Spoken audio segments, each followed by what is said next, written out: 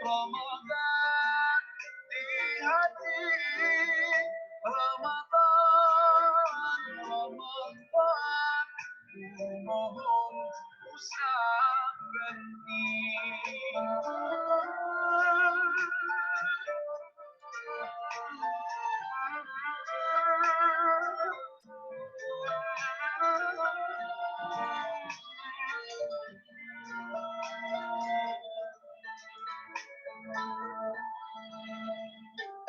Rahmat melimpah, damainya ku rasakan. Ramadan bulan Al-Quran mendidik jiwaku, menumbuhkan iman. Wabarakatuh. Alhamdulillahilladzi arsala rasulahu bil huda wa dinil haq liyudhhirahu 'alad dini kullihi wa kafa billahi syahida. Nashhadu an la ilaha illallah syahadatu haqqin wa sidq, syahadatan tunjina min adzabillah. Wa nashhadu anna Muhammadan abduhu wa rasuluh. Allahumma salli wa sallim wa barik ala nabiyyina Muhammad wa ala alihi wa sahbihi wa man sara ala nahjihi wastanna bisunnatihi ila yaumiddin. Qala Allahu azza wa jalla fi kitabihil karim, a'udzu billahi minasy syaithanir rajim. Syahrul Ramadan alladzi unzila fihi al-Qur'an hudan linnas wa bayyinatin minal huda wal furqan. Shadaqallahul azim. Ikhwati wa akhwati fillah rahimakumullah. Tiada kata yang pantas kita lantunkan di malam hari ini melainkan ucapan syukur. Alhamdulillah. Betapa sayangnya Allah kepada kita. Betapa banyaknya nikmat dan karunia yang Allah limpahkan kepada kita. Kembali Allah percayakan hidup hingga hari ini. Allah sehatkan kita. Allah limpahkan rezekinya yang begitu luas kepada kita. Sungguh, kalau kita bermaksud menghitung nikmatnya, kita tidak akan sanggup untuk menghitungnya. Tapi memang Allah tidak meminta kepada kita untuk menghitung nikmatnya. Yang Allah minta kepada kita adalah mensyukuri nikmatnya. Hanya saja, saking begitu derasnya Allah mengucurkan nikmat kepada kita, sampai-sampai terkadang kita tidak sadar bahwa apa yang sudah kita miliki merupakan karunia besar dari Allah. Belum tentu orang lain diberikan karunia yang sama. Di antara begitu banyaknya nikmat yang Allah beri kepada kita, yang paling terbesar adalah Allah masih menitipkan iman di hati kita. Saya sering menyampaikan dan sering saya ulang, iman memang tidak menjamin kita untuk selalu tertawa dan melimpah harta. Tapi yang pasti, iman menjamin kita untuk selalu merasakan sayangnya Allah kepada kita. Kadang dalam hidup, tidak seluruhnya warna-warna indah yang kita lalui. Kadang dalam hidup, tidak seluruhnya rasa manis yang kita kecapi. Tapi dengan iman kepada Allah, kita merasakan Allah tidak pernah meninggalkan diri kita. Salawat teriring salam, tidak lupa kita haturkan kepada panutan kita, Nabi Muhammad sallallahu alaihi wasallam. Sosok yang kita belum pernah berjumpa dengan beliau, tapi Allah titipkan rasa cinta di hati kita. Mirip seperti seorang sahabat yang bernama Rabi'ah bin Ka'ab al-Aslami. Sahabat Rabi'ah bin Ka'ab al-Aslami. Seorang sahabat yang selalu ingin melayani Nabi SAW. Beliau yang menyiapkan air untuk berwudu. Beliau yang menyiapkan sendal Nabi. Suatu hari, Nabi berkata kepada sahabat ini, Sal ma syi'ta. Mintalah apa yang kau inginkan. Melihat betapa baiknya sahabat ini, Nabi berkata, minta apa yang kau inginkan.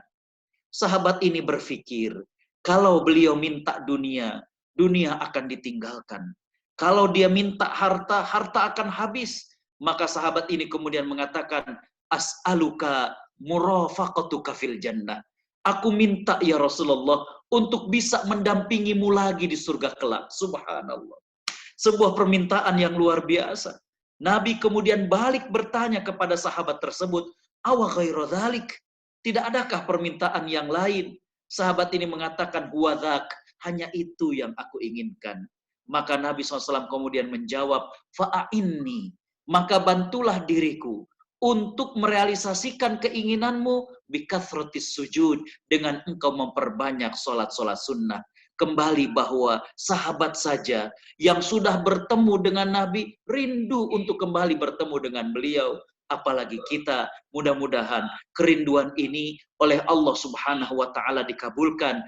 Kelak kita berjumpa dengan Nabi Shallallahu Alaihi Wasallam, bahkan kita berada satu surga dengan Nabi Shallallahu Alaihi Wasallam. Amin ya rabbal alamin. Yang pertama saya terima kasih ke Pak Sukoco selaku Ketua Enggang Community, Pak Surya yang dulu ketika di Jakarta sering berjumpa, ya, dan juga tentunya kepada rekan-rekan semua para perindu surga Allah Subhanahu wa taala. Ramadan beberapa hari lagi akan datang, ya. Yang menjadi pertanyaan adalah apakah kita sudah mempersiapkan diri ataukah belum, ya. Tadi disampaikan bahwa Nabi Shallallahu Alaihi Wasallam mengajarkan kepada kita untuk berdoa. Saya mengatakan 4 hal yang dianjurkan untuk kita meminta. Yang pertama adalah berdoa agar kita dipertemukan dengan bulan Ramadan. Yang kedua, berdoa agar pada saat bertemu dengan Ramadan kita dalam keadaan sehat. Yang ketiga, agar pada saat berjumpa dengan Ramadan kita punya semangat untuk mengoptimalkan bulan Ramadan. Dan yang keempat, kita berdoa agar kalau ada halangan yang kemudian menghalangi kita untuk meraih pahala dan ampunan yang banyak, kita berdoa mudah-mudahan halangannya oleh Allah Subhanahu wa taala diselesaikan.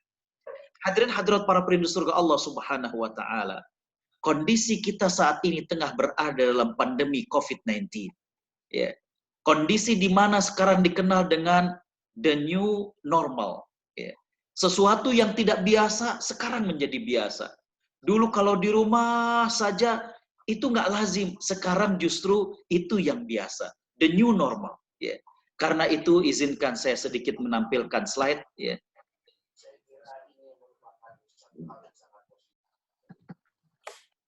Baik. Kelihatan slide-nya? Kelihatan, Ustaz. Baik.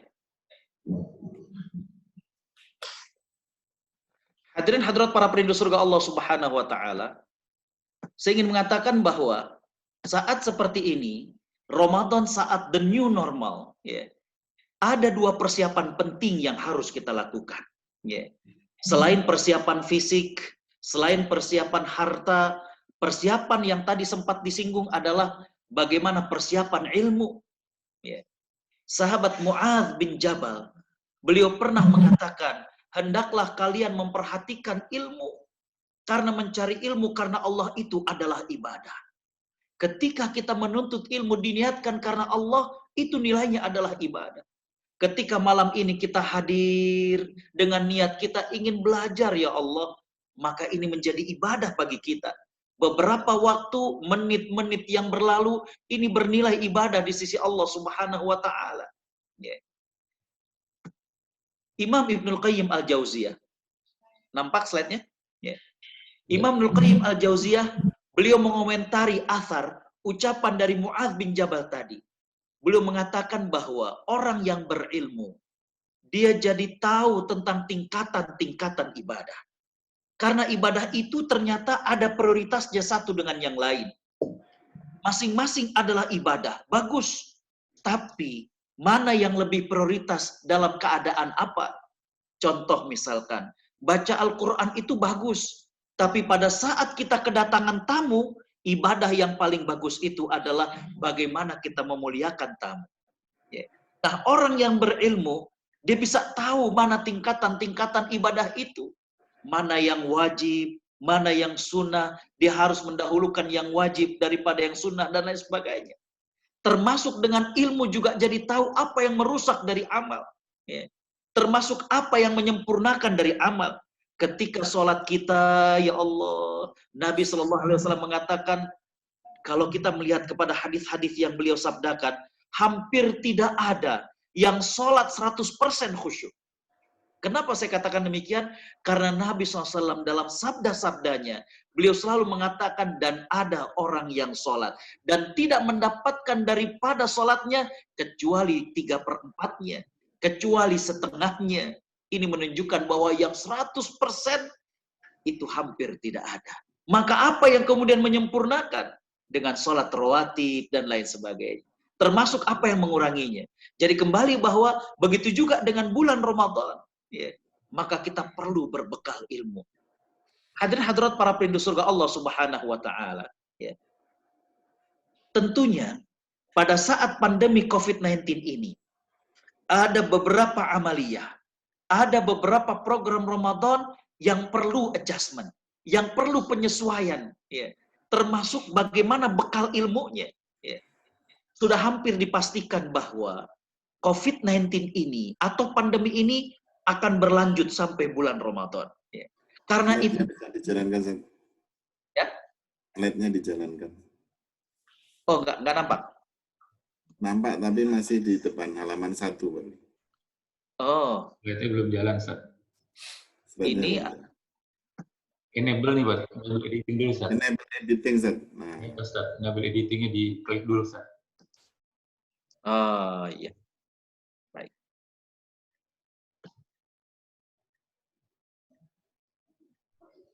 Baik. Ya. Ini tadi persiapan ilmu, ya. Kemudian Ustaz. Ya. Slide-nya di slideshow bisa kah? Kalau pakai HP kecil banget ini. Slideshow, Zat. Pakai yang kanan bawah yang slideshow itu. Slideshow. Bawah kanan bawah. Iya. Ini kan ya? Ya, betul, Zat. Ya. Sip. Ya. Ya. Baik. Ya, Ustaz. Ya. Baik, kembali bahwa ya, setelah tadi saya katakan persiapan yang perlu kita lengkapi adalah persiapan ilmu, ya. Persiapan ilmu. Nah, persiapan ilmu ini adalah pada saat amaliyah-amaliyah yang reguler, ya, pada Ramadan sebelumnya, namun pada saat kini memerlukan beberapa adjustment, memerlukan beberapa ilmu karena ini akan disesuaikan. Ya. Hadirin hadirat para perindu surga Allah Subhanahu wa Ta'ala, ini beberapa amaliyah atau program reguler yang kita lakukan pada Ramadan yang sebelumnya. Yang pertama saum, yang kedua zakat fitrah, yang ketiga zakat harta, yang keempat tarawih, yang kelima sedekah, memberi makan orang yang puasa atau bersedekah secara uang, tilawah Al-Quran, menghidupkan 10 malam terakhir, i'tikaf, sholat id, dan lain sebagainya. Hadirin hadirat para perindu surga Allah Subhanahu wa Ta'ala, ini merupakan amaliyah atau program reguler kita. Tapi tadi saya mengatakan kita perlu kemudian melakukan penyesuaian dan ini perlu ilmu tentang hal itu. Ada beberapa pertanyaan yang muncul di tengah Ramadan pada saat pandemi seperti ini. Yang pertama, bolehkah seseorang tidak saum untuk menjaga imunitas? Ya. Ustadz, ini kita khawatir kalau kita saum kemudian menurunkan imunitas kita. Ya. Slide-nya belum gerak, Ustaz. Oh. Diturunkan. Nah ini.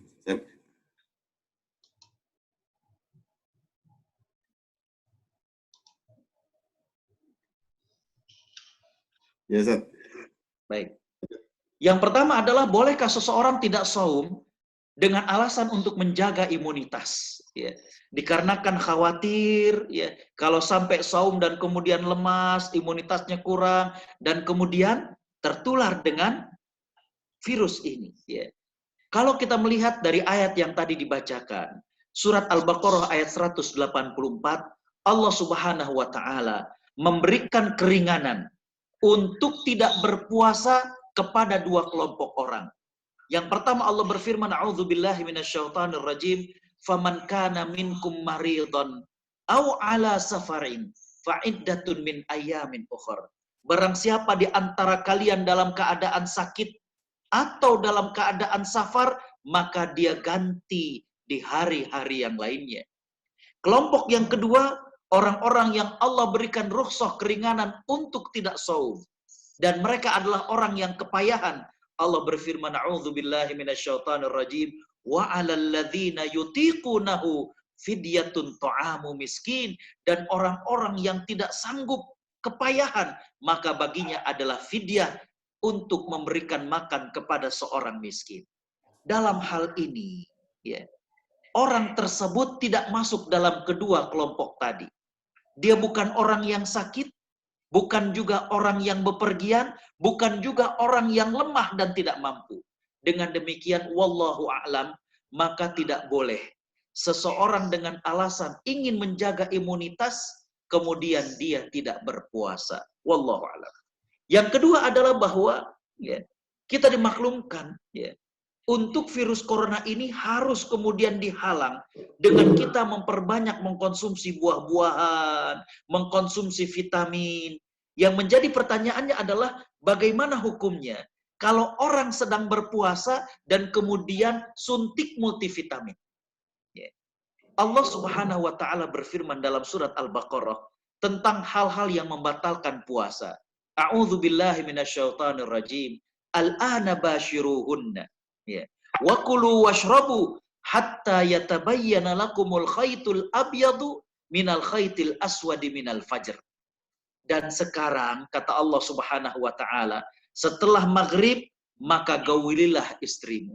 Makanlah, minumlah sampai terbit fajar. Dengan demikian di antara yang membatalkan saum adalah makan, minum, dan menggauli istri. Para ulama kemudian menjelaskan, makan itu bisa dilihat dari dua hal. Yang pertama adalah cara masuknya, yang kedua adalah asupannya.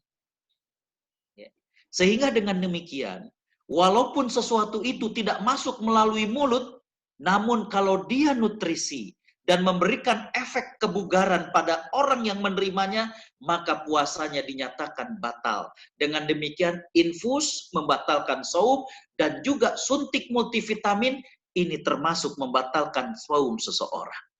Saya menyarankan kalau memang kita ingin suntik vitamin, maka kita suntiknya setelah berbuka ataupun sebelum sahur.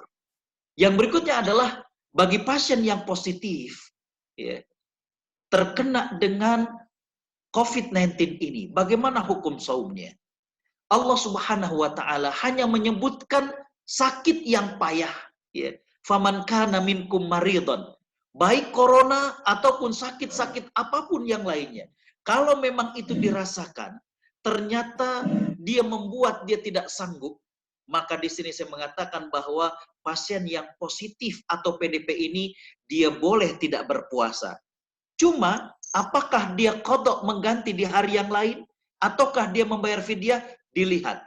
Apakah sebelum dia positif dia adalah seorang yang sehat, masih muda, bugar. Kalau memang demikian, saat dia positif corona, dia boleh tidak berpuasa, tapi dia mesti mengganti di hari-hari yang lain.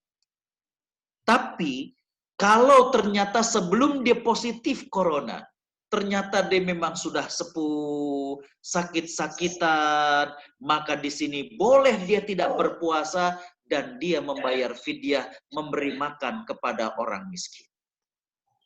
Yang berikutnya, dalam kondisi pandemi seperti ini, banyak sekali kemudian di antara kita yang kemudian ragu, bolehkah sholat menggunakan masker?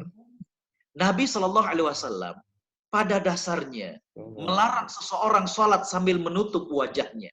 Dalam hadis riwayat Imam Abu Daud, nah Rasulullah SAW, Rasulullah SAW melarang seseorang sholat sambil menutup wajahnya. Dalam hadis seorang sahabat yang salah sholatnya, ketika Nabi menerangkan kepada sahabat tersebut, Nabi SAW mengatakan bahwa hendaklah engkau sujud dengan menyentuhkan 7 anggota daripada sholatmu, 7 anggota tubuhmu ke bumi. Jadi kalau sujud, 7 anggota ini harus menempel di bumi. 7 itu adalah dahi dengan hidung, kedua telapak tangan, kedua lutut, dan kedua jari jemari kaki kita. Jadi pada saat kita sujud, 2 jemari ini ditancapkan ke bumi. Nah, kalau kemudian kita menggunakan masker, maka tertutup daripada hidung kita dan tidak tersentuh. Ya. Imam Ibnu Abdil Bar, seorang ahli hadis bermazhabkan Maliki, beliau mengatakan, namun ya, kondisi makruh ini kalau memang ada kebutuhan syar'i, maka dia adalah menjadi mubah. Dia adalah dibolehkan. Dengan demikian, seseorang sholat sambil menggunakan masker kalau dalam kondisi seperti sekarang, di mana khawatir untuk kemudian tertular dari wabah tersebut, para dokter ketika sholat, maka di sini hukumnya adalah boleh alias mubah. Yang berikutnya adalah bolehkah zakat disegerakan? Ya. Zakat yang umum ini adalah dua, zakat fitrah dengan zakat mal. Untuk zakat fitrah, para ulama mengatakan bahwa zakat fitrah ini berkait dengan Idul Fitri. Sehingga dengan demikian, zakat fitrah tidak boleh disegerakan sebelum masuk bulan Ramadan. Ya, jadi kalau sekarang kita ingin bayar zakat fitrah, maka belum dibolehkan. Ketika sudah memasuki bulan Ramadan, maka boleh dia menunaikannya, walaupun masih di awal Ramadan. Sahabat Ibnu Umar radhiyallahu anhu, beliau mengatakan, aku biasa menunaikan zakat fitrah 2 atau 3 hari sebelum Id. Artinya boleh disegerakan sepanjang masih dalam bulan Ramadan. Yang kedua adalah berkaitan dengan zakat harta. Ya. Sebagaimana kita paham syarat zakat harta adalah mencapai nisab. Yang kedua adalah jatuh tempo. Ya. Tapi sekarang, banyak yang memerlukan. Ya. Ada tetangga kita yang diputus hubungan kerjanya. Ada tetangga kita yang udah lama nggak narik-narik karena dia adalah pengemudi ojek online dan lain sebagainya. Ya. Oh, ternyata para dokter sangat perlu alat pelindung diri. Perlunya sekarang-sekarang. Bolehkah kita segerakan zakat harta? Jawabannya adalah boleh. Ya. Ali bin Abi Thalib meriwayatkan bahwa Abbas bin Abdul Muttalib pernah datang kepada Nabi SAW dan minta agar diberi keringanan untuk menunaikan zakat harta pada tahun itu. Jadi boleh untuk kemudian minta diizinkan untuk menyegerakan membayar zakat harta. Maka Nabi SAW kemudian membolehkan kepada Abbas bin Abdul Muttalib untuk menunaikan zakat hartanya pada tahun itu. Hanya saja para ulama tidak membolehkan untuk tahun-tahun berikutnya. Jadi tahun 2021 kita ingin bayarkan tahun ini, itu tidak dibolehkan. Dia hanya boleh untuk tahun bergulir. Ya. Yang berikutnya adalah bagaimanakah hukumnya toharoh dan sholat bagi orang yang menggunakan alat pelindung diri. Bagi tenaga medis, dia akan menghadapi masyakoh. Baik masyakoh atau kesulitan ini berkaitan dengan biaya, karena alat pelindung diri ini kalau sudah dibuka, dia nggak bisa dipakai lagi. Memang harus ganti. Dan alat pelindung diri ini harganya cukup mahal. Ya. Maka di sini para ulama mengatakan, bagi tenaga medis yang sedang menggunakan alat pelindung diri, dia boleh tidak bersuci untuk sholat. Dia boleh tidak berwudu, dia boleh tidak tayamum. Dikarenakan masyakkah, dikarenakan kesulitan yang mereka hadapi. Ya. Lalu sholatnya bagaimana? Sholatnya, para ulama mengatakan bahwa untuk tenaga medis yang menggunakan APD seperti ini, saat mereka bertugas, maka sholatnya boleh dijamak atau boleh digabungkan. Zuhur dengan asar, baik jamak diawalkan, asar ditarik ke zuhur, atau diakhirkan, zuhur ditarik ke asar. Atau maghrib dengan isya, boleh maghrib ditarik ke isya, ataupun isya ditarik ke maghrib.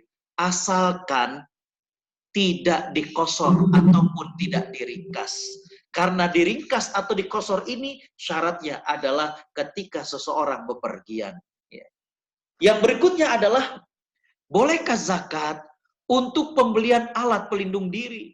Misalkan di Kalimantan Timur, ternyata sangat-sangat membutuhkan alat pelindung diri. Bolehkah kemudian mengalokasikan dana zakat untuk pembelian APD? Jawabannya adalah boleh. Kenapa demikian?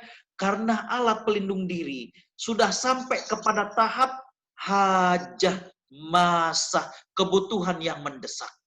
Di mana para tenaga medis, para tenaga kesehatan, mereka sangat-sangat riskan kalau melayani pasien dan tidak menggunakan alat pelindung diri. Bahkan Ikatan Dokter Indonesia mengatakan, kalau ada dokter yang belum mendapatkan alat pelindung diri dan menangani tentang hal ini, lebih baik dia tidak bertugas. Karena kenapa? Resiko tertularnya sangat besar. Jadi kembali bahwa zakat boleh untuk pembelian alat pelindung diri. Bagaimana kalau diberikan kepada dokter? Wah, dokter kan gajinya lumayan, rumahnya. Boleh diberikan kepada mereka. Mereka ini masuk ke dalam asnaf fisabilillah. Ya. Fisabilillah ini memang ada ulama yang mudhayyik, yang memperketat istilah fisabilillah, bahwa fisabilillah ini hanya untuk yang berperang. Contohnya adalah mufti di Brunei. Sejak tahun 1965, di Brunei itu asnaf yang 8 penerima zakat hanya 7. Karena kenapa? Mufti menghapus. Di Brunei sudah tidak ada lagi fisabilillah, karena tahun 65 Brunei sudah dinyatakan merdeka hasil pemberian dari Inggris, maka tidak ada lagi asnaf fisabilillah. Tapi ada juga ulama yang memperluas fisabilillah. Maka pendapat yang rajih adalah bahwa fisabilillah bukan hanya untuk orang yang berperang, tapi fisabilillah itu di antara 4 klaster. Ini masuk fisabilillah. Yang pertama pendidikan, kedua dakwah, ketiga kesehatan, keempat adalah sosial. Ini masuk ke dalam makna fisabilillah. Dengan demikian, dokter berhak menerima alat pelindung diri yang dibeli dari dana zakat karena dia masuk dalam kategori fisabilillah. Yang berikutnya, hadirat perintah Allah Subhanahu wa taala adalah yang perlu juga penyesuaian bagaimana meraih Lailatul Qadar sedangkan kita di rumah. Ya. Imam Ibnu Rajab Al-Hambali, beliau mengatakan bahwa syarat meraih Lailatul Qadar itu adalah diterimanya amal kita. Artinya kita beramal dengan ikhlas dan diterima oleh Allah Subhanahu wa taala. Tidak menjadi syarat apakah seseorang itu iktikaf ataukah seseorang berada di masjid. Dengan demikian, ya, Ramadan sebelum pandemi seperti sekarang, wanita yang pada saat 10 malam terakhir di rumah, atau wanita yang dalam keadaan haid, atau wanita dalam keadaan nifas, mereka juga berhak, berpotensi, berpeluang meraih Lailatul Qadar, sedangkan mereka di rumah. Jadi kembali bahwa untuk meraih Lailatul Qadar, kita bisa meraihnya walaupun kita sedang isolasi mandiri di rumah. Yang berikutnya adalah bolehkah iktikaf di rumah? Allah Subhanahu wa taala berfirman, "A'udzubillahi minasyaitonirrajim. Wa antum 'akifuna fil masajid." Engkau dalam keadaan iktikaf di masjid. Memang hukum asalnya itu adalah iktikaf di masjid. Namun, ya, dengan kondisi pandemi sekarang ini, di mana kita komitmen untuk mengisolasi diri di rumah, agar memutus rantai penyebaran COVID-19 ini, maka kita boleh iktikaf di rumah. Ya, di rumah kalau ada musola rumah, kita iktikaf di situ. Kalau tidak ada, kita buat tempat bagi kita untuk kita gunakan untuk sholat. Dalam kaidah dikatakan al-ma'dzur ma'jur. Al-ma'dzur ma'jur. Orang yang sedang dalam keadaan uzur, maka dia tetap mendapatkan pahala. Wallahu a'lam. Slide berikutnya adalah, terlihat slide berikutnya? Belum berputar, belum bergeser. Belum, Ustaz. Diturunkan, Ustaz. Ya. Ya, oke. Yang berikutnya adalah, ya, bolehkah sholat sambil membaca mushaf? Ustadz, ini kan Ramadan 30 hari. Kalau kita terawih plus juga dengan sholat isya, terawihnya saja 11 rakaat, belum sholat isyanya. Aduh, saya nggak banyak hafalan Qur'annya. Bolehkah saya, ya, sebagai suami, katakanlah, untuk mengimami sholat, tapi sambil membuka mushaf? Ya. Jawabannya adalah dibolehkan. Ya. Tapi saya menyarankan untuk menggunakan mushaf yang agak besar dan diletakkan di depan kita. Sehingga tidak banyak gerakan untuk membalik-balikkan halaman daripada mushaf tersebut. Ya. Yang berikutnya, bagaimana kalau kemudian mengimami sholat, tapi baca Qur'annya dari aplikasi? Dari handphone kita, dari smartphone kita. Saya mengatakan bahwa sebaiknya ini untuk dijauhi. Kenapa? Karena begitu banyaknya gerakan yang bukan masuk gerakan sholat. Dari mulai kita keluarkan dari kantong, kita on-kan, kita screenshotnya, kita sentuh, untuk kemudian ditampilkan ayatnya. Ini begitu banyak gerakan-gerakan yang bukan bagian dari sholat. Ya. Baik, yang berikutnya adalah, kalau kayak gitu bolehkah berjamaah melalui live streaming? Ya. Contoh misalkan nih, Enggang Community, ayo kita nanti, wis lah, banyak yang nggak bisa baca Quran atau kurang bagus. Tadi ustadz-ustadz kita luar biasa baca Qurannya. Bolehkah kemudian live streaming? Para ulama mengatakan di antara syarat berjamaah itu adalah tidak ada jeda, tidak ada batas. Ya, tidak ada batas. Ya, tidak ada batas. Ya.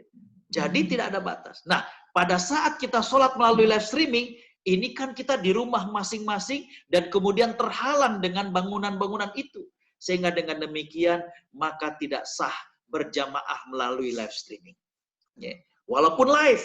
Ya. Wah, Masya Allah, ini ternyata kita cari-cari, oh ada siaran langsung. Ya. Yang bacanya subhanallah, tidak boleh. Ya.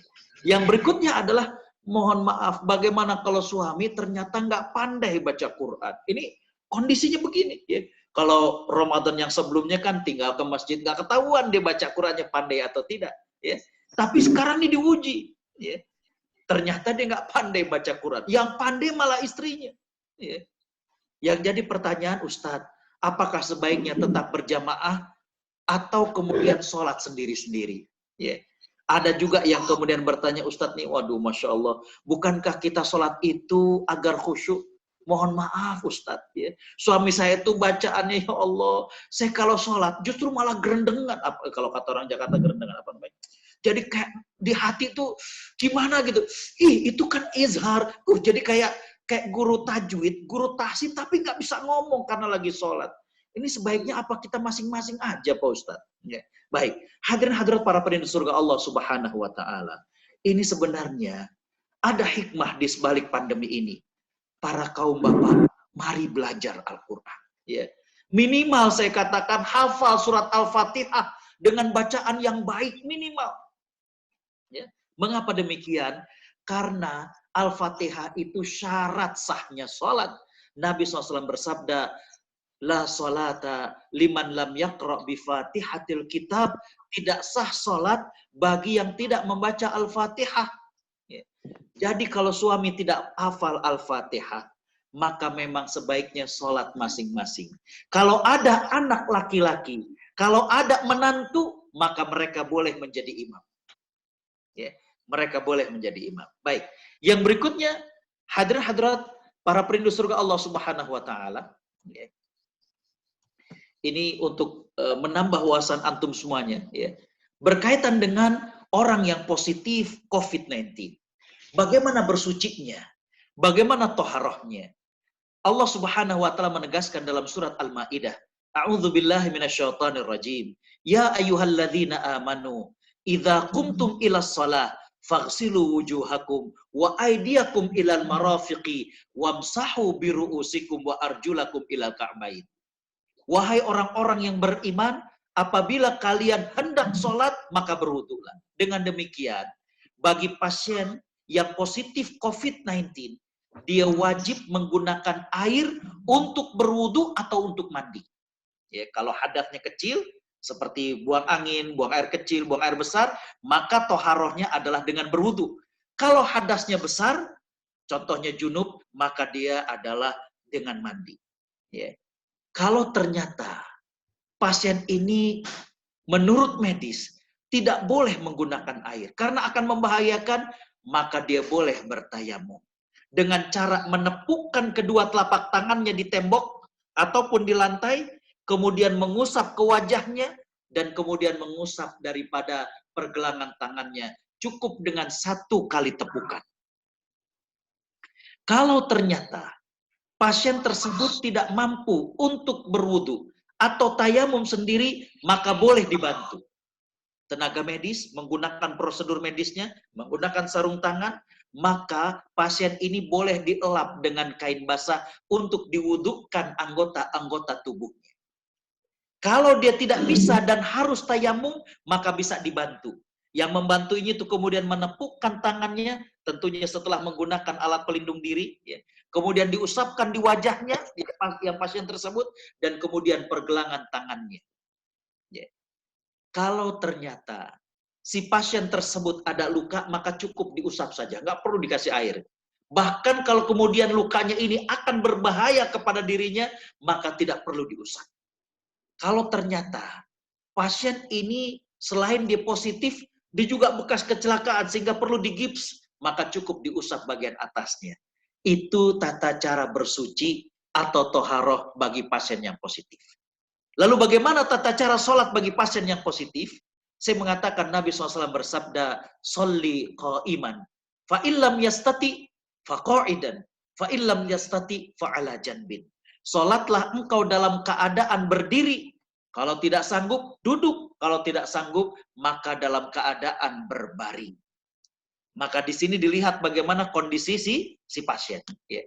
Hanya saja, yang kedua selain posisi dia adalah berdiri atau duduk atau terbaring, yang berikutnya adalah pastikan bahwa tubuhnya tidak ada najis. Dia perlu dibersihkan. Ya. Kalau ternyata sulit untuk membersihkan atau beradanya di luar, tidak menempel pada dirinya, mohon maaf. Misalkan dipasang kateter dan kemudian ada kantong untuk menampung air kemihnya, maka boleh dia sholat dalam keadaan demikian. Ya. Yang berikutnya, yang ketiga, dipastikan pakaiannya tidak ada najisnya. Kalau ada, maka dibersihkan terlebih dahulu. Ya. Kalau perlu diganti dengan pakaian yang bersih. Yang berikutnya adalah pastikan tempat sholatnya ini bersih dari najis. Ya, baik. Yang berikutnya, bolehkah pasien COVID-19 tidak berpuasa? Tadi saya sebutkan bahwa boleh dilihat daripada dirinya. Kalau sebelum sakit dia sehat, masih muda, maka dia tidak puasa, namun diganti pada hari setelah Ramadan.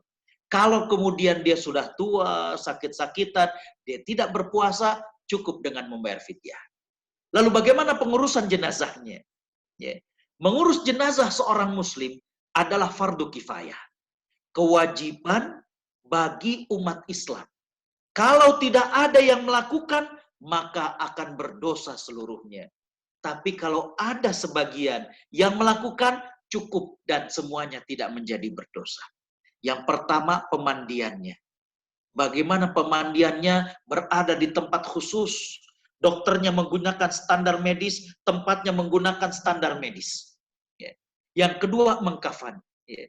Mengkafani juga dengan menggunakan kain kafan seperti yang dianjurkan dan disyariatkan dalam Islam. Ya.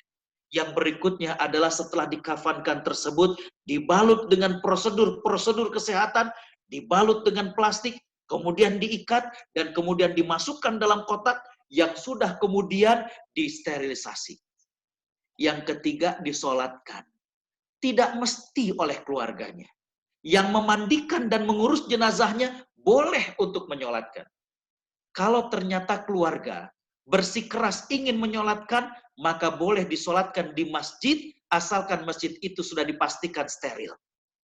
Dan juga perlu diingat bahwa standar daripada kesehatan, jarak antara jenazah dikafankan sampai dikuburkan itu hanya 4 jam. Sehingga kemudian perlu dipertimbangkan masjid mana dan waktunya. Yang berikutnya adalah dikuburkan. Nabi SAW bersabda, la dororo wala dirar, janganlah merugikan dan tidak boleh juga dirugikan. Janganlah membahayakan dan jangan juga dibahayakan. Karena itu pada saat dikuburkan, dia agak lebih dalam. Ya sekitar 1,5 meter. Dan kemudian standarnya adalah dia dikuburkan tidak berdekatan dengan sumber air yang dikonsumsi oleh masyarakat di sekitarnya. Dia juga dimakamkan bukan di tengah-tengah kawasan daripada yang berdekatan dengan masyarakat. Hadirin hadirat para perindu surga Allah Subhanahu wa taala. Saya mengusulkan ada amal lain selain tadi amal-amal reguler yang tadi saya katakan amal-amal reguler tersebut itu perlu penyesuaian. Usulan amal lain adalah bagaimana kita lakukan ini bersama dengan keluarga. Bagaimana kita lakukan bersama dengan keluarga. Hadirin hadirat perindu surga Allah Subhanahu wa taala, saya mengatakan bahwa pada saat kita bersama keluarga, tanamkan keimanan di anggota keluarga kita. Yang kedua, bangun nuansa kebersamaan beribadah bareng-bareng, sholat, baca Quran. Yang berikutnya adalah menguatkan dan mengaitkan hati satu yang lain untuk memiliki semangat kebersamaan dengan yang lain sampai ke surga Allah Subhanahu wa taala. Ayo nak, puasa, ayo bareng tanamkan. Mudah-mudahan kita satu surga lagi di akhirat. Ya. Baik, usulan saya ada beberapa amal. Ya. Yang pertama, hadirin khotal iman rahimakumullah, ya, adalah kita bersabar di rumah. Ya. Aisyah radhiyallahu anha menceritakan kepada kita bahwa Nabi SAW pernah menjelaskan tentang ta'un atau pandemi. Nabi mengatakan annahu kana azaban yab'athuhu Allahu ala man yasha. Wabah atau pandemi itu adalah azab yang Allah turunkan kepada siapa saja yang Allah kehendaki. Tapi wabah ini faja'alahu rahmatan lil mu'minin. Allah jadikan sebagai rahmat bagi orang-orang yang beriman. Nabi kemudian menjelaskan, dan tidak ada seorang pun di saat terjadinya wabah, kemudian dia komitmen di rumah dengan melakukan 3 hal. Sobiron, bersabar. Muhtasiban, mengharapkan pahala dari Allah. Yang ketiga, dia mengakui tidak akan terjadi pada siapapun, melainkan atas apa yang sudah Allah catatkan, maka dia mendapatkan pahala orang yang syahid. Saya paham, kita sudah mulai terasa bosan. Ya. Anak-anak kita juga udah mulai terasa bosan. Saya punya anak yang masih umur 6 tahun, itu kadang sudah jalan ke pagar, dilihat orang, boring dia rasanya. Ya. Mainan sudah dikeluarkan semuanya. Ya. Uminya udah ngajak ngegambar, nulis, ngaji, bahkan lagu-lagu keislaman, tapi tetap saja mulai terasa bosan. Maka di sini perlu bagaimana kita melatih kesabaran kita. Ya. Yang berikutnya, ya, yang saya usulkan adalah bagaimana kita berjamaah di masjid. Ya. Berjamaah dengan keluarga. Ya. Pahalanya luar biasa. Ya. Nabi SAW mengatakan, sholat berjamaah itu lebih baik 27 derajat dibandingkan sholat sendirian. Ya. Jadi tadi saya katakan suami boleh menjadi imam, diikuti anak laki-lakinya. Kalau anaknya laki-laki hanya 1, berada di samping kanannya. Kalau lebih maka di belakangnya. Kalau kemudian soft wanita di belakangnya lagi. Kalau rumahnya ternyata kecil, maka boleh soft laki-laki di sampingnya. Tidak harus di belakangnya.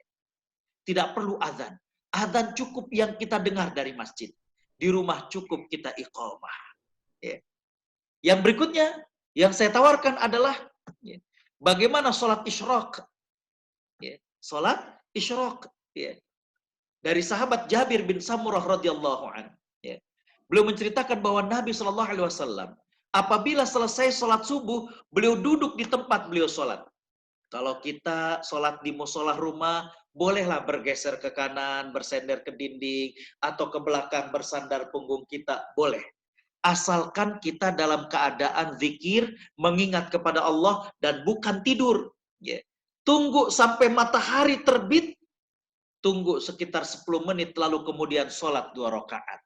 Ini sholat isyraq. Lihat bagaimana pahalanya.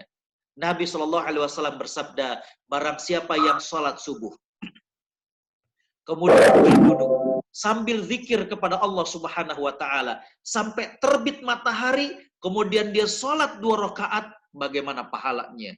Nabi mengatakan kanat lahu ka'ajri hajjatin wa umrah. Ya. Itu bagaikan orang yang berpahala orang yang haji dan umrah. Nabi melanjutkan tamah, tamah, tamah, sempurna, sempurna, sempurna. Artinya pahalanya mirip betul seperti orang yang haji dan umrah. Subhanallah. Ini bisa mengisi hari-hari kita di rumah. Ya, kita yang sudah mulai terasa jenuh dan lain sebagainya, isi dengan rangkaian ibadah ini. Yang berikutnya, saya mengusulkan subhanallah. Sebuah amal yang ringan. Tapi Nabi SAW menegaskan kepada kita, ya, apa kata Nabi SAW? Ya, barang siapa yang membaca Qul huwallahu ahad, Allahus samad, lam yalid walam yulad, walam yakun lahu kufuwan ahad. Baca Al-Ikhlas sampai tamat, sampai selesai 10 kali, Allah akan bangunkan baginya istana di surga. Subhanallah. Ya. Baca Al-Ikhlas 10 kali. Yang berikutnya adalah saya mengusulkan ya, agar kita kemudian melakukan pekerjaan-pekerjaan rumah. Jadi yang pertama, bagaimana persiapan ilmu. Yang kedua, saya mengatakan bahwa selain persiapan ilmu, kita juga perlu persiapan spiritual. Menyambut bulan suci Ramadan perlu persiapan spiritual. Karena kenapa? Pertarungan pada bulan suci Ramadan ini bukan sebatas fisik, bukan sebatas kita haus, bukan sebatas kita lapar, tapi lebih dari itu. Ini adalah pertarungan mental spiritual. Ya. Tantangannya apa? Ya. Ikhwah dengan akhwat fillah rahimakumullah, tantangan yang pertama ada dalam diri kita. Ya. Bisikan-bisikan dalam hati kita, nafsu kita. Allah berfirman, a'udzubillahi minasyaitonir rajim, fa'alhamaha fujuraha wa taqwaha. Kami ilhamkan kepada manusia jalan kejahatan dan jalan ketakwaan. Ya. Ini tantangan yang pertama. Ya. Tantangan yang kedua, tantangan yang dari luar, yaitu apa yang Allah firmankan, alladzi yuwaswisu fi sudurin nas minal jinnati wan nas. Ya. Jin, Ustadz, bukankah diikat? Betul. Para ulama mengatakan bahwa yang diikat itu adalah akabiros syayatin, setan yang seniornya. Yang juniornya itu masih dibiarkan berkeliaran, menggoda manusia. Jadi tantangan dari luar, dari dalam. Ya. Apa yang saya sarankan? Bagaimana untuk menguatkan spiritual kita, untuk menghadapi tantangan? Saya menganjurkan 3 hal. Yang pertama, kita saling mengingatkan antar anggota keluarga, antar teman. Yang kedua, coba kenali diri. Kelemahan kita itu apa sih? Cepat ngantuk, cepat lemes, cepat capek. Lalu kemudian, bagaimana kita menghadapi hal ini? Coba cari solusi yang tepat untuk menghadapi apa yang kita rasakan tersebut. Hadirin hadirat para perindu surga Allah Subhanahu wa taala. Yang terakhir sebagai materi ini saya menutup adalah hati-hati, waspada dengan pencuri di bulan Ramadan. Ini bukan para napi yang dilepaskan, bukan.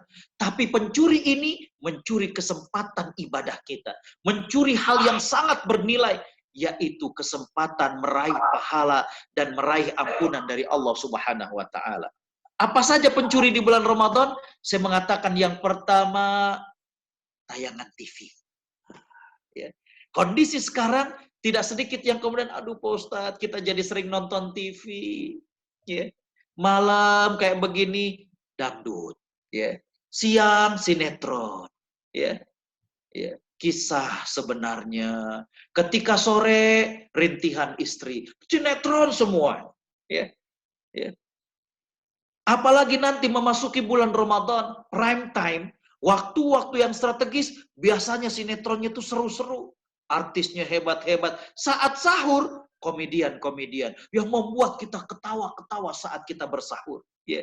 Mestinya kita memperbanyak untuk beribadah, waktu kita habis dengan hal itu. Nabi SAW bersabda, min husni islamil mar'i tarkuhu ma di antara kebaikan Islam seseorang, dia meninggalkan hal yang tidak bermanfaat. Waspada dengan pencuri ini. Ya. Dia tidak mencuri harta kita, dia tidak mencuri uang kita, tapi dia mencuri kesempatan kita. Pencuri yang lainnya, yang saya minta agar kita waspada adalah media sosial. Ya.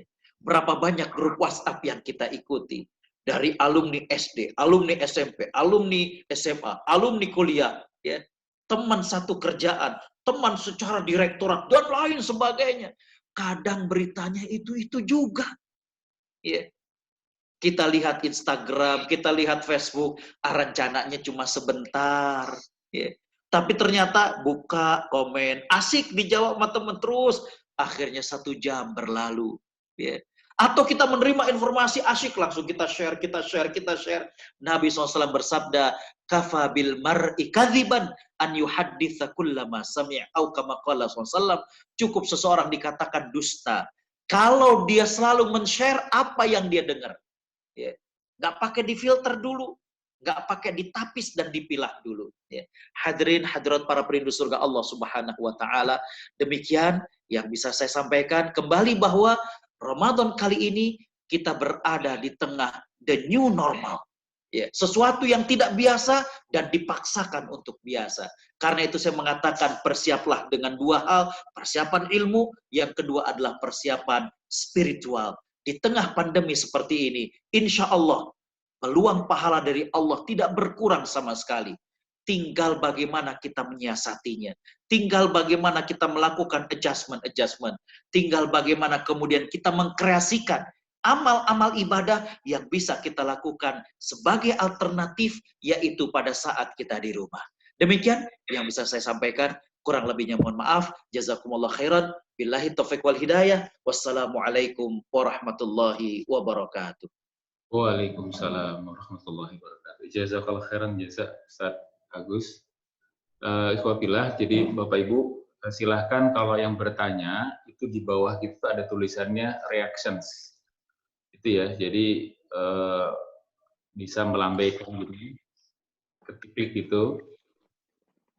Itu yang pertama. Boleh kedua nanti tulis di chat sini atau tadi WA ke HP-nya Pak Dr. Suryo, Dr. Suryo.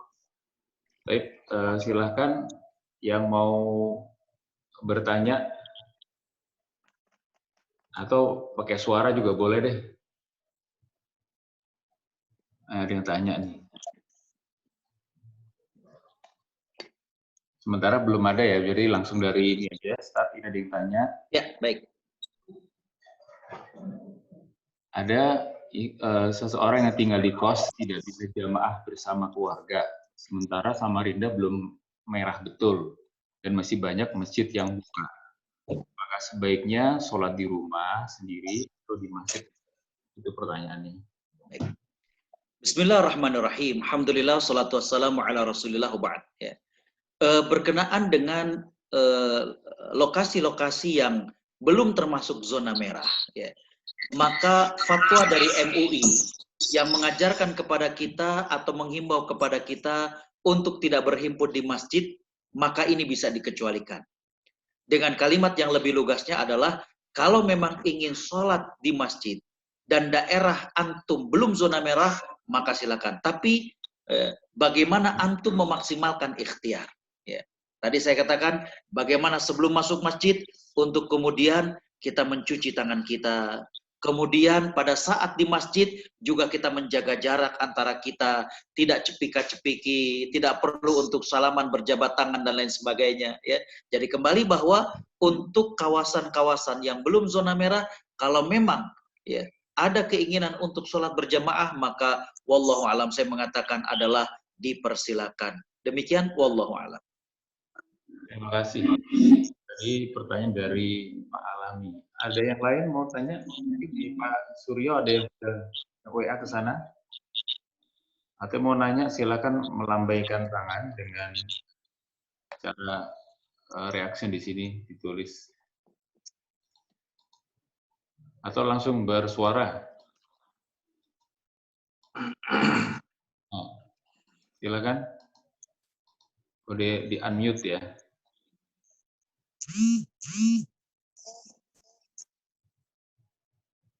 Ada yang mau bertanya? Silakan.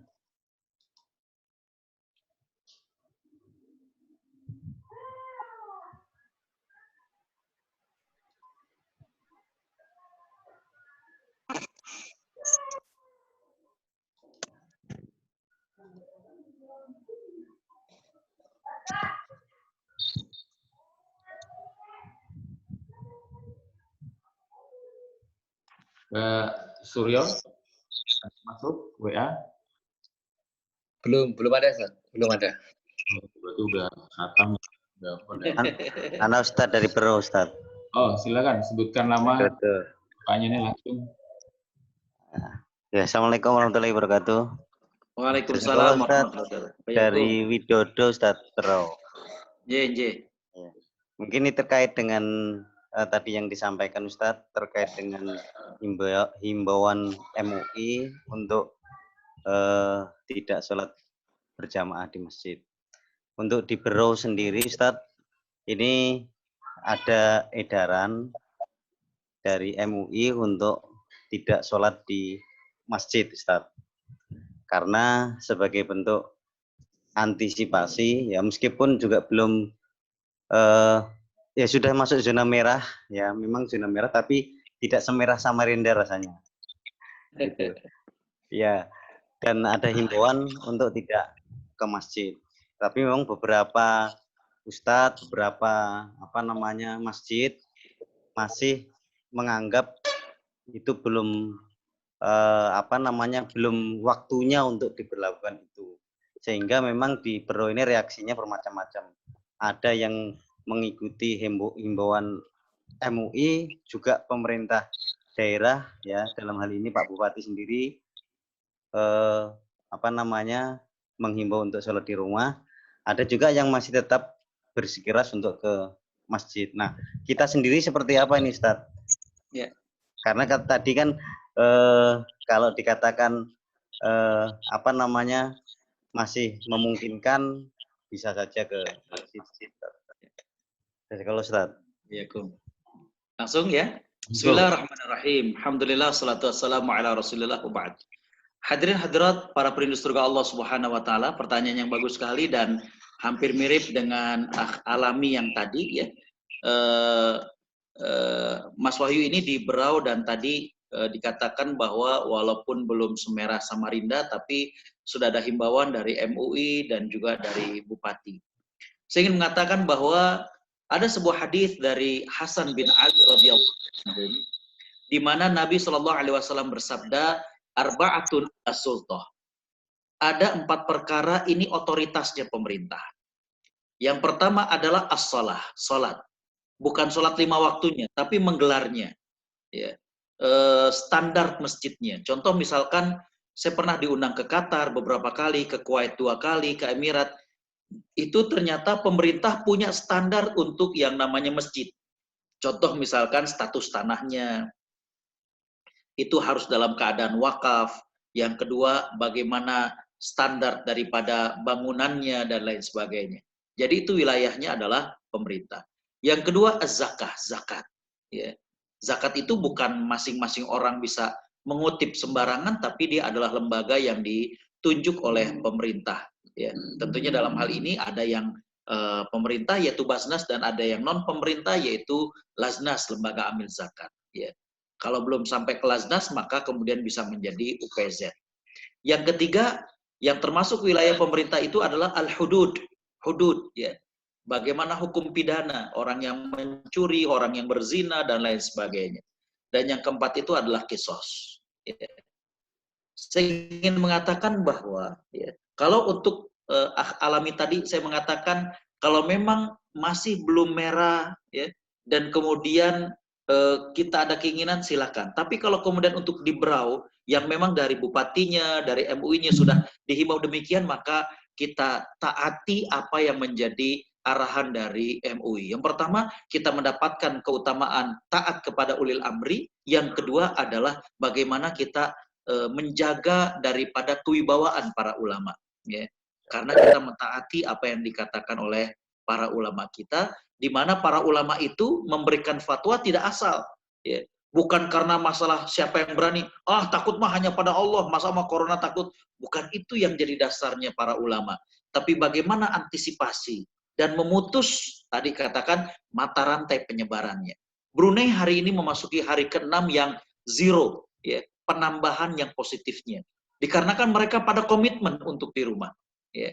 Jadi kita juga berharap untuk bisa segera mungkin. Saya tidak update tadi karena dari sore itu kajian, kita masih berapa penambahannya, tapi Brunei itu sudah zero, sudah 6 hari ini hari ke-6.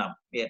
Bisa dikatakan sudah berhasil memutus mata rantai penyebaran dari virus corona ini. Jadi kembali bahwa kalau memang sudah diarahkan oleh majelis ulama setempat dan juga oleh bupati setempat, maka wallahu alam, saya menyarankan untuk sholatlah di rumah berjamaah dengan keluarga. Wallahu a'lam.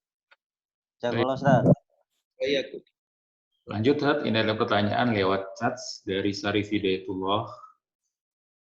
Sekarang ini di daerah saya sudah lebih dari 4 pekan, 4 minggu tidak melaksanakan sholat Jumat. Apakah kami sudah termasuk kaum yang kafir, ya Ustaz? Baik. Bismillahirrahmanirrahim. Alhamdulillah, salatu wassalamu ala Rasulillah wa ba'd. Pertanyaan yang bagus sekali dari Mas Syarif Hidayatullah. Ya. tentang orang yang meninggalkan sholat Jumat. Ya. Ada sebuah hadis di mana Nabi SAW bersabda, ya, man taraka salasa juma'in tahawunan taba'allahu ala qalbi. Barang siapa yang meninggalkan sholat Jumat sebanyak 3 kali dikarenakan lalai, maka Allah Subhanahu wa taala akan mengunci hatinya. Ya. Di sini kalau kita lihat hadis tersebut, ya, di situ ada kata tahawunan, dengan lalai, ya, dikarenakan malas, tidak memperhatikan, ya. Berbeda dengan kita bahwa kita tidak melaksanakan Jumat ini dikarenakan kita ada uzur, ada alasan syar'i, yaitu kita menghindari berkerumun ataupun berhimpun. Dengan demikian maka, ya, kita termasuk orang-orang yang uzur, orang-orang yang punya alasan, sehingga dalam kaidah dikatakan al-ma'dzur ma'jur. Orang yang ada uzurnya itu tetap mendapatkan pahala walaupun tidak melakukan hal itu. Wallahu a'lam. Baik. Terima kasih Ustaz. Ini juga ada pertanyaan banyak nih Ustaz. Bawa lagi dari Pak Suhardi Musani. Ustadz, sebagai tenaga medis yang menangani corona ini, kadang-kala kita dihadapkan kondisi tidak bisa ganti baju di saat mau sholat. Kadang ragu apakah pakaian kita bersih karena sudah bersentuhan, dan perawatan gimana kalau seperti itu untuk menjalankan sholatnya. Itu Ustadz, dari Pak Suhardi. Bismillahirrahmanirrahim. Alhamdulillah, salatu wassalamu ala rasulillah wa ba'd. Ya. Dengan kondisi yang tadi disampaikan, jazakallah khairan, ya, antum sebagai pejuang di garda terdepan ini, ya. Bagaimana kalau kemudian kita merasa ragu pakaian kita ini bersih ataukah tidak, ya. Tapi kalau kita tanggalkan APD kita juga tadi ada masyakoh, ada kesulitan-kesulitan. Maka untuk hal itu saya mengatakan bahwa boleh kita menggunakan baju yang kita kenakan saat itu. Ya, boleh, ya. Kita menggunakan baju yang kita kenakan saat itu. Atau kalau memang jadwal antum itu sudah mendekati masa pulang, artinya udah mau habis, ya, maka kemudian kita bisa menarik sholat maghrib kita ke sholat isya nanti di rumah. Bisa dipahami ya? Misalkan jam tugas kita itu jam 4 akan habis, ya. Kita ragu nih pakaian kita nih kayaknya tadi kena najisnya misalnya, ya. Maka kita bisa untuk kemudian, ya, mengakhirkan untuk sholatnya itu nanti setelah kita tugas, kita ganti pakaian semuanya dan kita sholat asar dengan zuhur tadi. Tapi kalau kemudian waktunya kita habisnya itu kemudian ba'da maghrib, berarti kita kehilangan waktu asar, maka saya mengatakan bahwa kita boleh melaksanakan sholat dengan menggunakan pakaian yang antum kenakan tadi tanpa harus kemudian menggantinya terlebih dahulu. Wallahu a'lam. Baik, Ustaz. Terima kasih. Lanjut, ada yang bertanya lagi, Pak, dari Hafiz Ihsan Sucipto. Assalamualaikum, Ustaz. Ingin bertanya, kalau kita masih mau untuk melaksanakan sholat berjamaah di masjid, sehingga kepikiran untuk tetap sholat, tetapi dengan syarat nanti di masjid ada jarak setiap jamaahnya, Ustaz. Menurut Ustaz, apakah lebih baik kita tetap sholat di rumah saja, atau kita di masjid, tapi dengan direnggangkan safnya? Apakah di sini, apalagi di sini akan ada sholat tarawih dan sholat Aid gitu, Idul Fitri maksudnya. Terima kasih, Ustaz. Bismillahirrahmanirrahim. Alhamdulillah, salatu wassalamu ala rasulillah ba'd. Kembali bahwa, ya, saya bertanya kepada para ulama di MUI tentang fatwa dari MUI tersebut. Maka mereka menjelaskan bahwa kondisinya, zonanya sudah seperti apa. Ya. Kembali bahwa itu kan dirinci. Kalau memang orang pasien tersebut sudah positif, jelas tidak boleh berjamaah, bahkan tidak boleh. Kalau kemudian zonanya itu adalah zona merah, maka sebaiknya adalah di rumah. Tapi kalau memang belum merah, maka saya katakan tadi, dan ada keinginan untuk sholat, silakan. Sholat berjamaah sambil kemudian merenggangkan, di sini memang ada yang membolehkan. Ya, kita buka dalam buku-buku kitab fikih Syafi'i, dikatakan bahwa asalkan jarak satu dengan yang lain itu tidak lebih dari 70 cm. Ya, jarak satu dengan yang lain tidak lebih dari 70 cm. Ya. Jadi kembali bahwa kalau kita merenggangkan tangan, ya, maka itu dibolehkan. Artinya sampai ujung yang ini diperbolehkan. Tapi wallahu alam, saya mengatakan bahwa kalau kemudian ya, kita juga ingin menjaga satu dengan yang lain dan kemudian sholat di rumah, maka ini juga tidak mengapa. Jadi kembali bahwa untuk tadi, Mas Ihsan, kalau memang di daerah antum ternyata belum zona merah dan di masjid mengadakan, maka itu disilakan. Tapi tadi dengan menjaga dan memaksimalkan ikhtiar, bagaimana kita cuci tangan, di masjid juga disediakan untuk cuci tangan, bagaimana kita tidak cepika-cepiki dan lain sebagainya, bagaimana kita menjaga jarak satu dengan yang lainnya, sehingga kemudian kita meminimalisir kemungkinan untuk tersebarnya wabah tersebut. Wallahu a'lam. Baik, makasih Ustaz. Ini masih ada pertanyaan Ustaz dari Pak Alami lagi nih. Bagaimana pendapat Ustaz untuk sholat tarawih di masjid tapi safnya berjauhan? Tadi sudah ya. Bukankah keluar dari kesempurnaan sholat? Dan bagaimana memahamkan jika orang yang lebih tua, karena ada juga yang tidak mau menjaga jarak. Itu yang pertama. Kemudian yang kedua, kalau di akhir Ramadan biasanya godaan cukup besar, tarikan antara memaksimalkan 10 hari terakhir dengan persiapan lebaran. Bagaimana agar tetap istiqomah di akhir, di 10 hari terakhir mungkin setelah Ramadan ini. Gitu Ustaz. Bismillahirrahmanirrahim. Alhamdulillah, salatu wassalamu ala rasulillah, ba'd. Menarik sekali pertanyaan-pertanyaannya karena memang ini yang berkaitan dengan keseharian kita.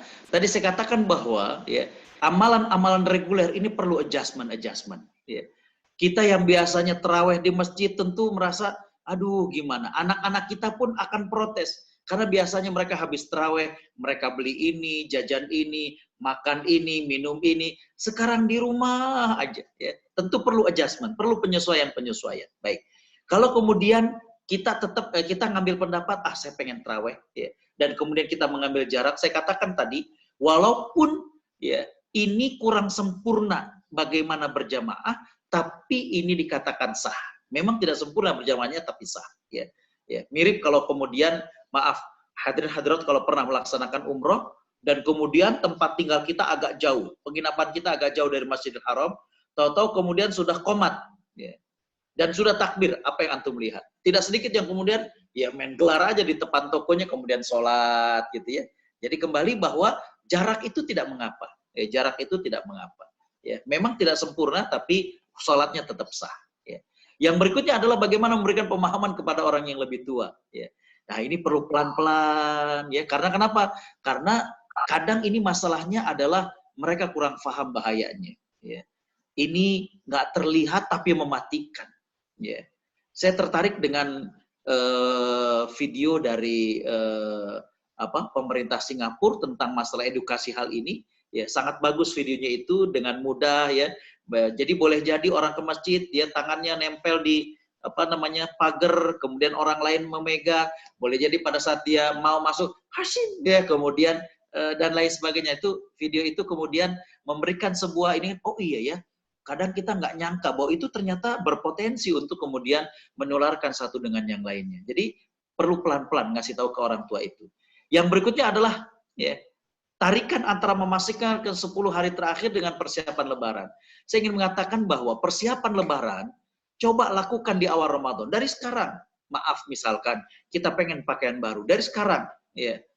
Kita pengen misalkan beli sesuatu buat anak-anak kita dari sekarang, sehingga kemudian di 10 hari terakhir kita tidak terganggu dengan persiapan-persiapan lebaran itu. Ya. Jujur saya melakukan hal itu sudah sedemikian lama. Saya bilang sama istri, sama ibu, apa persiapan lebaran sekarang? Ya. Misalkan tadi saya katakan pengen beli pakaian, termasuk misalnya anak-anak pengen ini dan itu dari sekarang. Ya. Jadi kembali bahwa agar pada saat nanti di akhir-akhir kembali saya ingin mengatakan bahwa siapa yang jadi pemenang bukan siapa yang memulai startnya, tapi siapa yang duluan ke garis finish. Siapa yang sampai finish dengan baik, itulah yang menjadi pemenang. Begitu juga dengan Ramadan. Bukan hanya sekedar semangat di awalnya, tapi siapa yang bertahan sampai ke garis finish. Ya. Itu yang akan membedakan antara pemenang dengan pecundang. Jadi kembali saya katakan bahwa dari awal sudah diatur. Ya. Misalkan Nggak bisa juga kita bilang, nggak usah beli baju baru. Anak-anak mungkin ingin baju baru, anak-anak perlu hadiah, silakan. Tapi dari sekarang. Ya. Sehingga kemudian saat-saat terakhir, kita tidak terganggu dengan pernak-pernik seperti itu. Wallahu a'lam. Baik, masih ada nih Ustaz, bagaimana tanda-tanda malam Lailatul Qadar itu apakah di tanggal 17 atau di 10 hari terakhir yang malam ganjil maksudnya Ustaz? Ini pertanyaan dari Pak Fatih. Bismillahirrahmanirrahim. Alhamdulillahirabbil alamin wassalatu wassalamu ala asyrafil anbiya wal mursalin nabiyina Muhammadin wa ala alihi washabbihi ajmain. Pertanyaan yang bagus sekali dari Pak Fathi ya bahwa Lailatul Qadar itu apakah tanggal 17 Ramadan atau di 10 malam yang terakhir ya. Jawabannya adalah para ulama, mayoritas ulama itu sepakat bahwa dia berada di 10 malam terakhir ya. Adapun 17 Ramadan ini sering dikaitkan dengan peristiwa perang Badar ya. Di mana ketika Allah Subhanahu wa taala menjelaskan tentang perang Badar dan Allah mengatakan fi lailatin mubarakah, kemudian dikaitkan bahwa malam yang berkah itu adalah Lailatul Qadar, kemudian mereka cari bahwa perang Badar itu adalah tanggal 17 Ramadan, sehingga kemudian sering disimpulkan bahwa Lailatul Qadar itu adalah 17 Ramadan. Dan kemudian di Indonesia sering kemudian diperingati sebagai nuzulul Quran. Ya, dengan ayat inna anzalnahu fi lailatul qadar. Sesungguhnya kami menurunkannya Al-Qur'an pada Lailatul Qadar. Tapi ini adalah kesimpulan atau tesa yang dianggap lemah oleh para ulama. Karena berdasarkan hadis-hadis yang sahih, Nabi SAW mengatakan, uhthu, dalam riwayat yang lain, u'thuru fil layalil awakhir min Ramadan. Cari di malam-malam terakhir di bulan Ramadan, khususnya di 10 malam terakhir, wabil khusus lagi di malam-malam ganjil di malam terakhir. Ya. Jadi yang lebih sahih adalah Lailatul Qadar itu di 10 malam yang terakhir di bulan Ramadan dan itu di malam ganjil. Wallahu a'lam. Sampai sini cukup Pak Fatih? Pak Fatih? Kalau cukup saya akan ngasih satu pertanyaan. Ya. Baik, kita buka wawasan sedikit ya. Baik. Jadi kembali bahwa Lailatul Qadar itu adalah di 10 malam terakhir di bulan Ramadan dan dia di malam-malam ganjil. Saya sering sekali ditanya, apa pertanyaannya? Ustadz, bagaimana kalau penentuan Ramadannya berbeda antara pemerintah dengan organisasi Islam?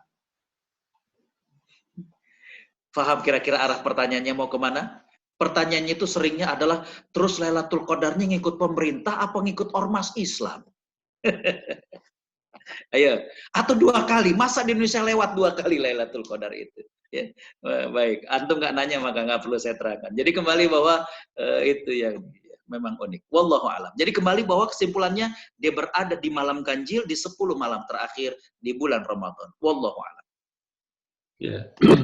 Jadi sebetulnya kalau di Samarinda ini sudah ada imbauan dari MUI dan pemerintah setempat untuk sholatnya di rumah.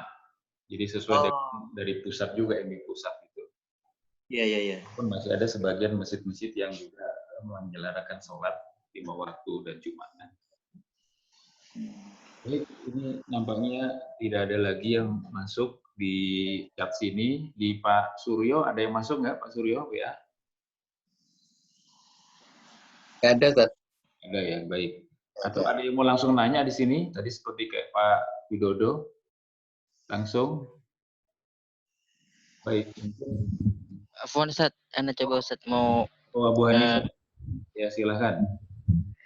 Mohon afwan Ustaz, terima kasih tadi atas penerangan di mana letak malam Lailatul Qadar. Mungkin Anda lebih penasaran lagi ketika tadi Ustaz menyampaikan bahwasanya ketika bulan Ramadan itu dimulainya berbeda antara pemerintah dan ormas-ormas Islam. Tafadhol Ustaz, mungkin lebih penasaran Ustaz, mungkin bisa diberi penjelasan lebih jelas lagi Ustaz. Mohon afwan atas ketersediaannya, ucapkan jazakallah khair Ustaz. Afwan Ustaz. Bismillahirrahmanirrahim. Alhamdulillah salatu wassalamu ala Rasulullah wa ba'd. kalau antum buka bagaimana Imam Nawawi menjelaskan tentang Lailatul Qadar, maka Lailatul Qadar itu akan didapat ya, bagi setiap muslim yang memiliki keyakinan akan hal itu. Sehingga dengan demikian, maka ya, orang yang berkeyakinan bahwa Ramadan ikut dengan pemerintah, dan kemudian ada yang berkeyakinan dia ikut dengan ormas Islam, maka Allah Subhanahu wa taala akan berikan kesempatan yang sama. Artinya dua-duanya bisa meraih Lailatul Qadar. Ya, tinggal nanti kita lihat saja ya. Sesuai dengan hadis-hadis Nabi, tanda-tanda kalau malamnya Lailatul Qadar itu kayak apa? Tinggal kita lihat aja paginya. Oh, ternyata kayak begini, begini, begini. Oh ya Allah, mudah-mudahan Lailatul Qadar ya. Jadi kalau antum nanti baca hadis-hadis tentang apa tanda-tanda kalau semalam Lailatul Qadar. Jadi bukan malamnya. Kalau semalam Lailatul Qadar, itu paginya akan ada tanda-tandanya, maka kita bisa cek paginya ya. Bahwa oh iya kayaknya semalam itu Lailatul Qadar, alhamdulillah saya beribadah, maka kemudian kita bersyukur. Jadi kembali bahwa dua-duanya berpeluang untuk meraih Lailatul Qadar sesuai dengan keyakinan daripada orang tersebut ya. Ini juga dikaji oleh para ulama bahwa yang disebut malam itu akan berbeda. Ya, berbeda itu maksud saya adalah gini.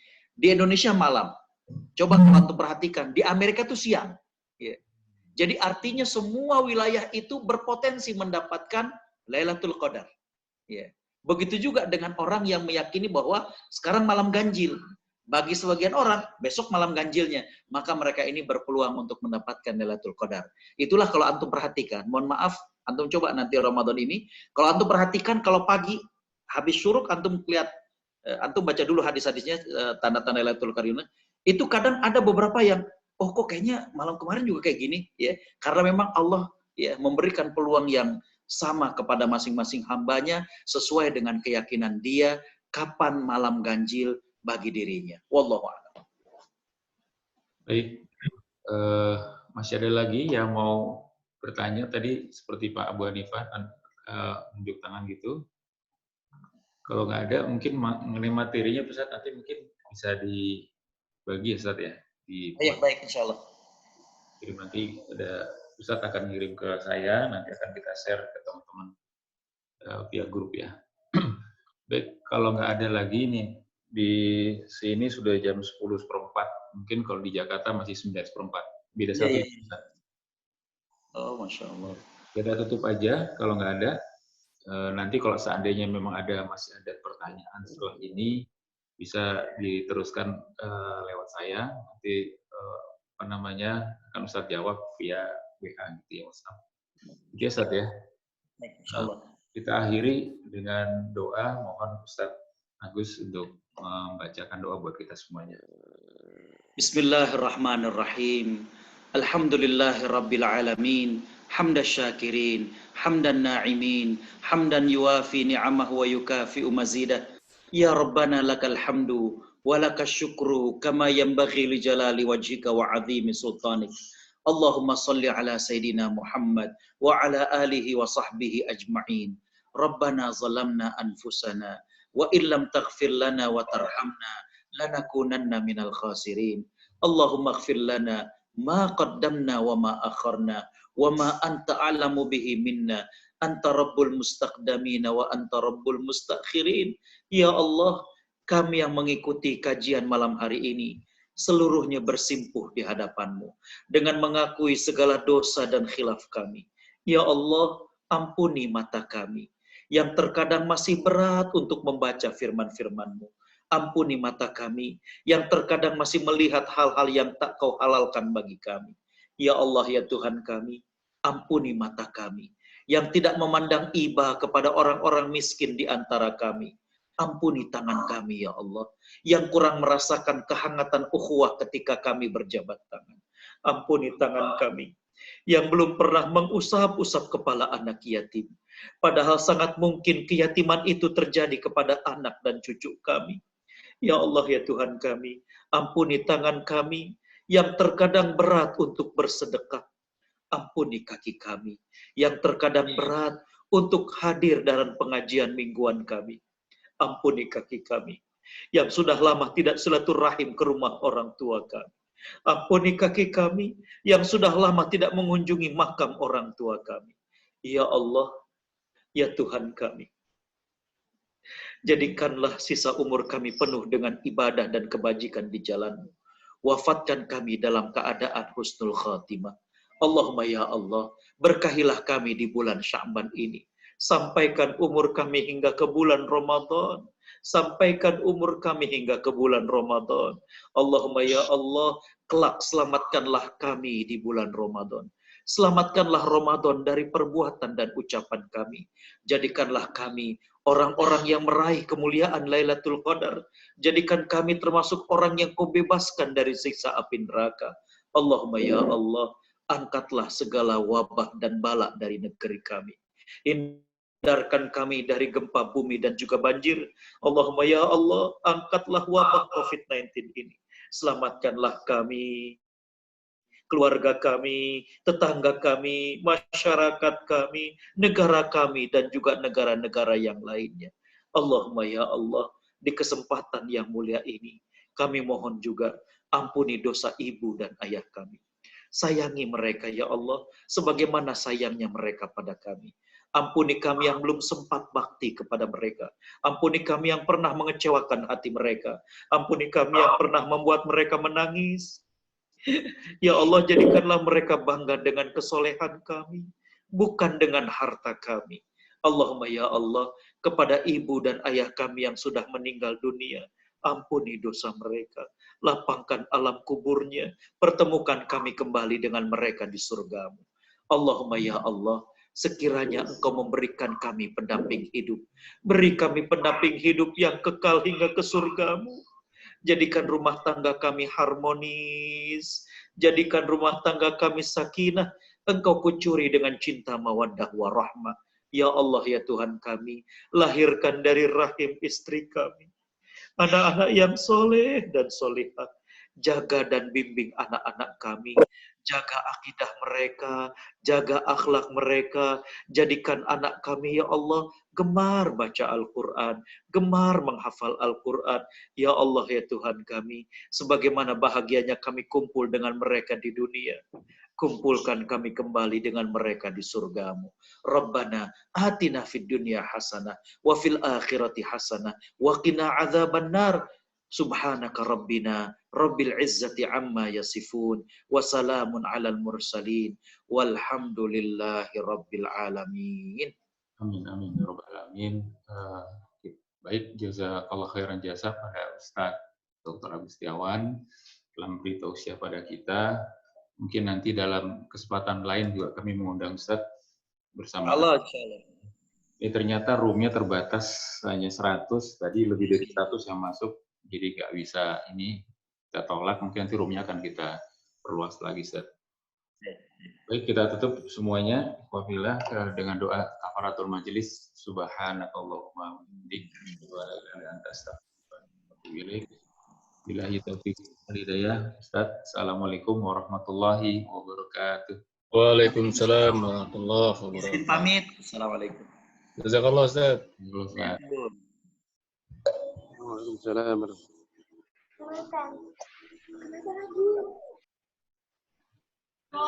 Syukran kasih Ustaz. Lanjut. Lanjut apa Ustaz Marwan? Lanjut tidur. Kemarin anak nggak bisa lanjut ya waktu Oh iya. presentasi kali. Benar. Iyalah.